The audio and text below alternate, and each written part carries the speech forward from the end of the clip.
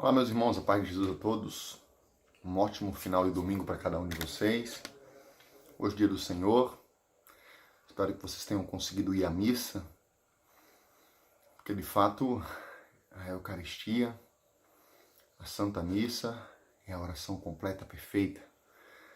Nela temos a oportunidade de pedir perdão, glorificar a Deus, ouvir o Senhor e comungar a sua palavra, ouvir a sua voz, sermos guiados, formados, resgatados, erguidos, confirmados. Depois, a oportunidade de ofertar ao Senhor a nossa vida, tudo que Ele nos deu, em retribuição ao que Ele nos deu. Temos a oportunidade de comungá-lo e tocar no seu corpo, sangue, alma e divindade que nos resgata. Então, que nunca deixemos de ir à Santa Missa.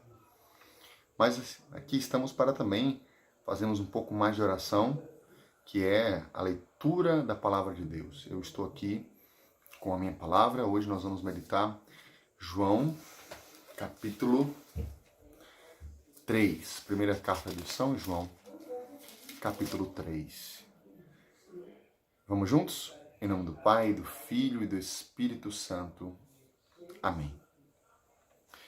Venha sobre nós o Teu Espírito, Deus, para que nós possamos conhecer a Tua palavra e dar-nos a graça de vivê-la, porque precisamos disso. Amém.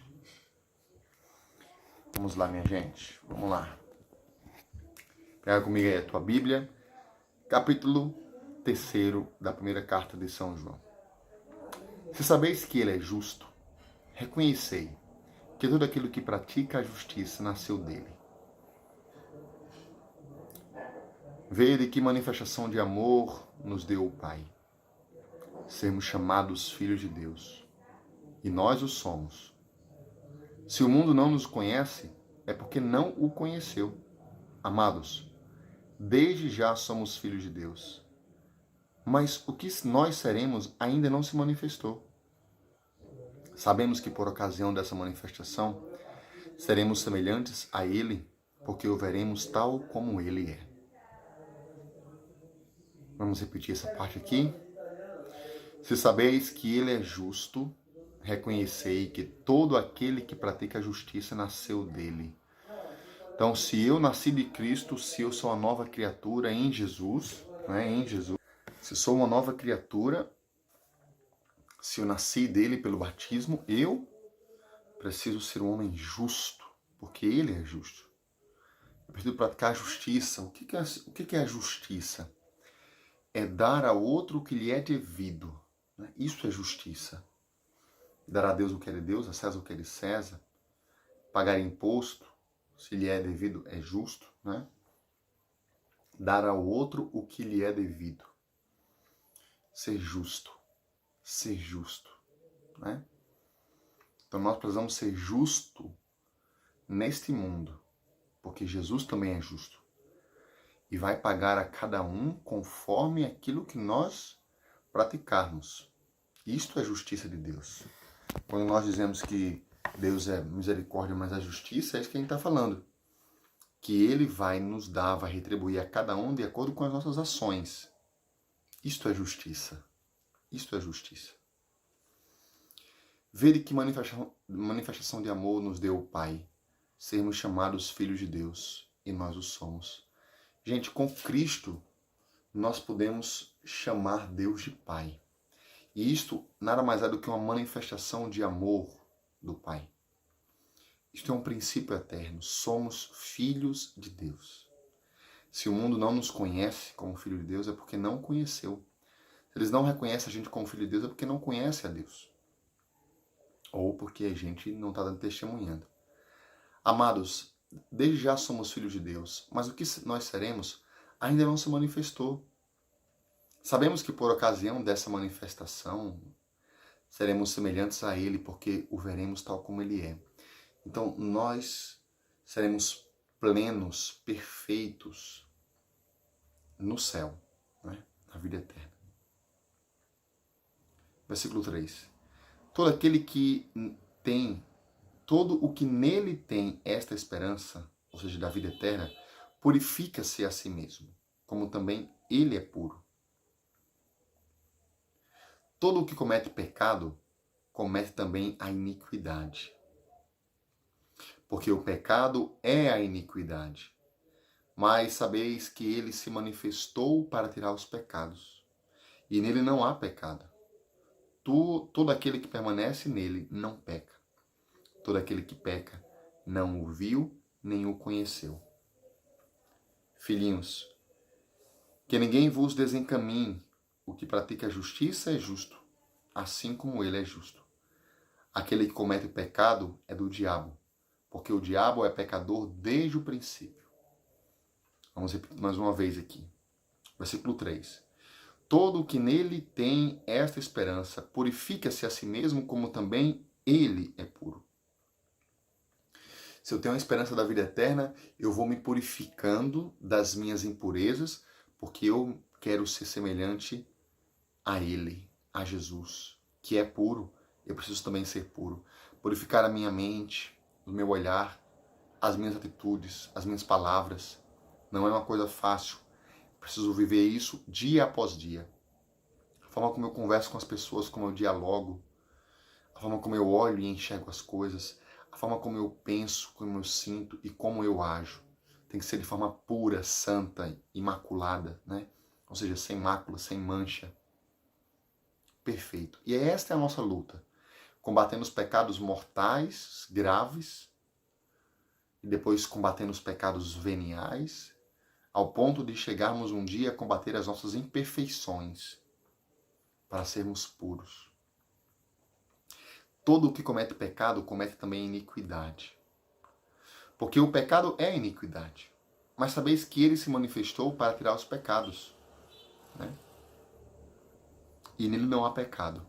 Ele está dizendo assim, em Jesus não há pecado. E ele se manifestou para tirar os pecados da humanidade. Todo aquele que permanece nele não peca, né? Então, essa permanência em Cristo, viver unido a Cristo, não se deixar levar pelo pecado. Interessante que aqui, no rodapé da Bíblia de Jerusalém vai dizer: João apresenta imagens estilizadas. Da esperança da visão e da santidade consumada, decorre desde já, pela ação de Jesus Cristo, a abstinência de todo mal, como convém aos filhos de Deus, que foram justificados. De fato, isso não exclui a possibilidade concreta do pecado, que precisamente rompe a comunhão. Então, a perfeição seria nunca mais pecarmos, porque queremos vê-lo como ele é, iremos vê-lo, porque temos esperança nisso, então precisamos viver com pureza, com santidade e sem pecado. Mas, infelizmente, nós pecamos ainda. E quando pecamos mortalmente, cometemos um pecado mortal, nós rompemos uma comunhão com Deus. Por isso a confissão, para nos restabelecer. Filhinhos, todo aquele que permanece nele não peca. Todo aquele que peca não o viu nem o conheceu. Filhinhos, que ninguém vos desencaminhe. O que pratica a justiça é justo, assim como ele é justo. Aquele que comete o pecado é do diabo. Né? Porque o diabo é pecador desde o princípio. Olha que interessante. As expressões ser de Deus, da verdade, filhos de Deus, significando que o cristão vive sob a influência de Deus, que nele permanece, se opõe às expressões ser do diabo, do maligno do mundo, filho do diabo, porque essas expressões designam todos aqueles que vivem sob a influência perversa de Satanás e se deixam iludir por ele. Então, nós não podemos deixarmos-nos ser iludidos por Satanás, nem vivemos sob a influência dele. Né? Ao contrário, precisamos querer e permanecer em Cristo, né? Viver sob a influência de Deus. Versículo 8. Para isso é que o Filho de Deus se manifestou, para destruir as obras do diabo. Todo aquele que nasceu de Deus não comete pecado, porque sua semente permanece nele. Né? O próprio Jesus, o Espírito Santo, a Palavra de Deus, todo aquele que nasceu de Deus não comete pecado, porque sua semente permanece nele. Ele não pode pecar porque nasceu de Deus. Nisso são reconhecíveis os filhos de Deus e os filhos do diabo. todo que não pratica a justiça não é de Deus, nem aquele que ama o seu irmão. Então, quem odeia o irmão, quem não pratica a justiça, quem vive a corrupção, quem é injusto, este é um filho do diabo. Veja, entenda-se, ele age segundo os desígnios do diabo, pela influência do diabo, e não como filho de Deus. Versículo 11. Porque esta é a mensagem que ouviste desde o início, que amemos-nos uns aos outros. Não como Caim, que sendo do maligno, matou o seu irmão. E por que o matou? Porque suas obras eram más, ao passo que as do seu irmão eram justas. Né? É a antítese entre os filhos de Deus, que vive a verdade no amor, e os filhos do mundo, né? Do demônio. Não vos admireis, irmãos, se o mundo vos odeia. Entendeu? Não admirem-se. Nós sabemos que passamos da morte para a vida, porque amamos os irmãos. Aquele que não ama, permanece na morte. Todo aquele que odeia seu irmão é homicida. Palavras fortes, né, gente? E sabeis que nenhum homicida tem a vida eterna permanecendo nele. Nenhum homicida. Nisto conhecemos o amor. Ele deu a sua vida por nós. Isto é amor. Dar a vida pelo outro. E nós também devemos dar a nossa vida pelos irmãos. Dar a vida, dar o tempo, dar o que temos, né? Olha que louco isso aqui. Coisas concretas.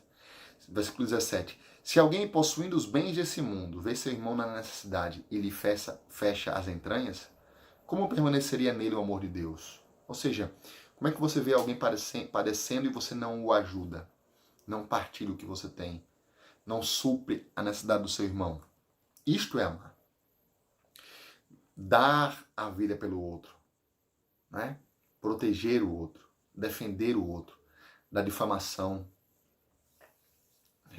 Defender o outro das injustiças. Defender o outro quando as pessoas estão falando mal dele. Né? Dar tempo para ele. Né? Um tempo à ligação. Uma oração. Dar a vida pelo outro. Se tempo é vida, vida é tempo. Quando você dá um pouco do seu tempo para o seu irmão, você está dando a vida por ele também. Filhinhos, versículo 18 é forte para mim também. Não amemos com palavras nem com a língua, mas com ações e em verdade. Ordem. Vamos viver isso. Nisto saberemos que somos a verdade e diante dele tranquilizaremos o nosso coração. Se nosso coração vier a nos condenar, porque Deus é maior que o nosso coração e conhece todas as coisas. Amados, se nosso coração não nos condena, ou seja, se nós estamos em paz, sentimos que estamos fazendo a vontade de Deus, estamos unidos a Ele, temos confiança diante de Deus. E tudo o que lhe pedimos recebemos dele, porque guardamos os seus mandamentos e lhe fazemos o que lhe é agradável. Você quer ser atendido por Deus? Guarde os seus mandamentos, os mandamentos de Deus. Lhe seja agradável. Seja agradável. Agrade a Deus. Agrade a Deus. Este é o seu mandamento. Crer no nome do Filho de Jesus, no seu Filho Jesus Cristo, e amarmos-nos uns aos outros, conforme o mandamento que ele nos deu. Então, qual é o mandamento? Resumo. Crer em Jesus, no nome de Jesus, o Filho de Deus, e amar-nos uns aos outros, como Jesus nos amou. Aquele que guarda os seus mandamentos permanece em Deus e Deus nele.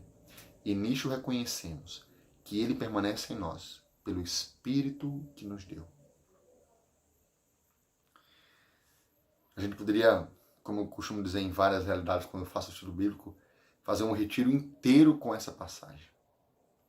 Mas o que é que Deus falou ao teu coração? O que é que você ouviu hoje que você disse, caramba, eu preciso viver? A mim, muita coisa aqui, muita coisa. Mas de forma especial, se posso repetir aqui um refrão, filhinho, não amemos com palavras nem com a língua, mas com ações e em verdade. Para mim é isto. Deus abençoe vocês. Até amanhã para o 4º capítulo da Carta de João. Um abraço.